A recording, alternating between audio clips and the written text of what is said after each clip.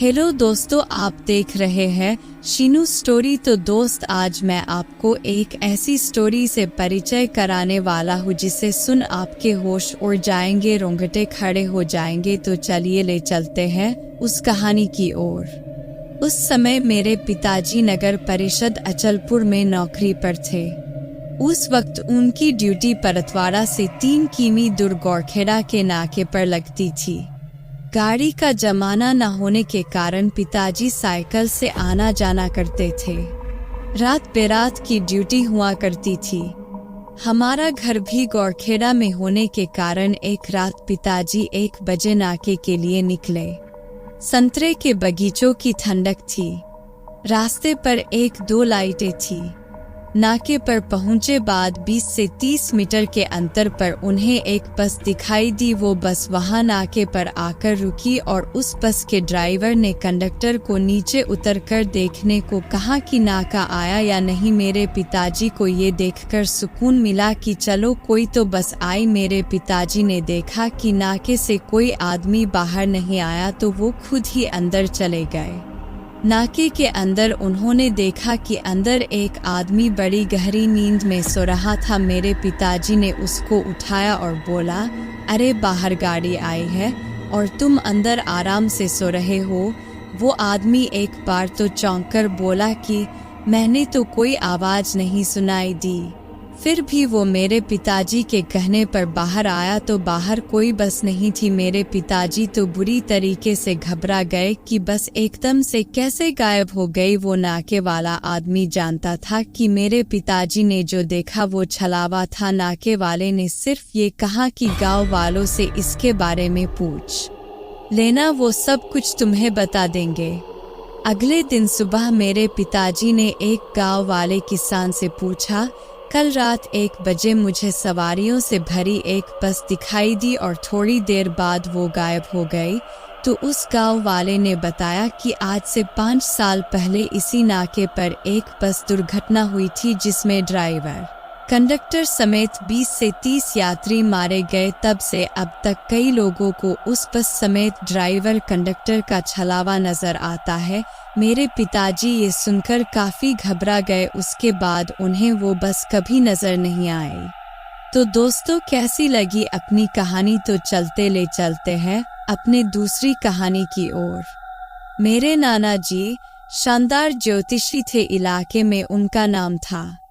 हालांकि उन्होंने इसे पेशा कभी नहीं बनाया। वो एक कारखाने के मालिक थे। उनके मित्र नामी वैद्य थे।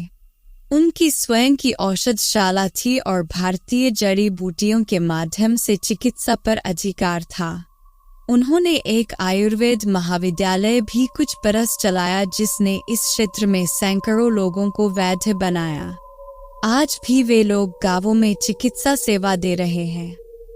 माँ वैद्य जी को राखी बांधती थी और वैद्य जी ने उस राखी के रिश्ते को मामा जी से भी बढ़कर निभाया। आज भी उस परिवार के लोग उस रिश्ते को उसी तरह निभाते हैं। एक दिन मैं मामा जी से मिलने गया तो वैद्य मामा भी वहीं बैठे थे। दोनों में इस विषय पर वार्तालाप चल रहा था कि लोगों पर जो भूत प्रेत चढ़ आते हैं उनका क्या इलाज है। मामा जी ने मेरे नाना द्वारा भूत उतारने के किस्से सुनाए। काशी गुरुकुल से विद्या प्राप्त वैद्य मामा कहाँ पीछे रहने वाले थे। उन्होंने भी एक किस्सा छेड़ दिया।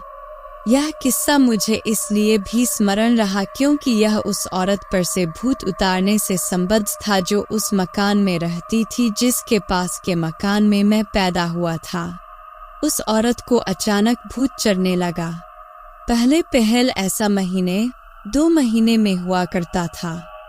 फिर आवृत्ति बढ़ती गई। भूत महाराज सप्ताह में 2-3 बार आने लगे। घर वाले परेशान। एक दिन औरत पर भूत चढ़ा हुआ था कि औरत गली में निकल आई। वैद्य मामा उधर से गुजर रहे थे। उन्होंने वैसे ही पूछ लिया, यह क्या हो रहा है? उनकी पूरे मोहल्ले पर ही नहीं पूरे इलाके में धाक थी। उस महिला के पति ने वैद्य मामा से कहा कि इसे पिछले 4-5 महीने से भूत चढ़ता है। पहले तो 10-5 मिनट में उतर जाता था, पर अब तो 1-1 घंटा हो जाता है और सप्ताह में 2-3 बार चढ़ जाता है। आपके पास कोई इलाज उपाय हो तो बताए। वैद्य मामा सोच में पड़ गए। थोड़ी देर बाद कहा कि इसे किसी तरह मकान के अंदर कमरे में ले चलो और एक धूपेड़े, हनुमान जी, माताजी और भैरव मंदिरों में धूप जलाने के लिए रखा जाने वाला मिट्टी का डमरू के आकार का बर्तन में कंडे जलाकर रखें। पति कुछ लोगों की मदद से भूत चरी पत्नी को जैसे तैसे अपने मकान के कमरे तक ले गया। कुछ ही देर में मामा वैद्य जी वहां पहुंच गए। उन्होंने कमरे का निरीक्षण किया। कमरे में हवा रोशनी आने के लिए दरवाजे के अलावा केवल एक खिड़की थी। उन्होंने खिड़की को बंद करवा दिया। तब तक धूपेरे में जल चुके कंडे आग में बदल चुके थे। वैद्य जी ने उस आग में कुछ डाला तो तेज गंध आई। वैद्य जी ने सबको कमरे से बाहर निकाला और धूपेरा कमरे में ले गए। औरत जोर से चिल्लाने लगी, मुझे कौन भगाने आया? मैं न जाऊंगा।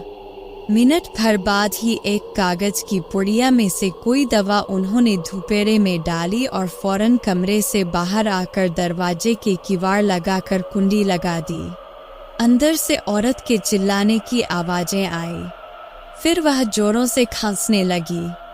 फिर उसके खांसने की आवाज भी बंद हो गई। वैद्य जी ने तुरंत लोगों को दूर जाने को कहा और किवाड़ व खिड़की खोल दी। अंदर से बहुत सा धुआं निकला। जो भी उसकी चपेट में आया वही खांसने लगा। औरत अचेत पड़ी थी। वैद्य जी ने उस औरत के पति को कहा कि उसे खुले में ले आए। कुछ देर में यह ठीक हो जाएगी। तभी औरत ने आंखें खोली और सामान्य हो गई। लोगों को देख घूंघट कर लिया। उसका भूत उतर चुका था। वैद्य मामा ने जब किस्सा सुना चुके तो मैंने पूछा, आखिर आपने किया क्या था? कहने लगे, मैंने बस थोड़ा सा लाल मिर्चों का पाउडर धूपेरे में डाला था, जिसके धुएं से औरत बेहाल होकर बेहोश हो गई। होश में आई तो उसका भूत उतर गया था और उस औरत को कुछ हो जाता तो? मैंने पूछा। मैं वहीं था, इलाज कर देता।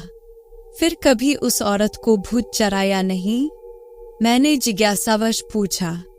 वैद्य मामा ने बताया कि भूत तो फिर भी उस पर चढ़ता था, लेकिन तभी जब मैं गांव में नहीं होता था। शायद भूत मुझसे डर गया था।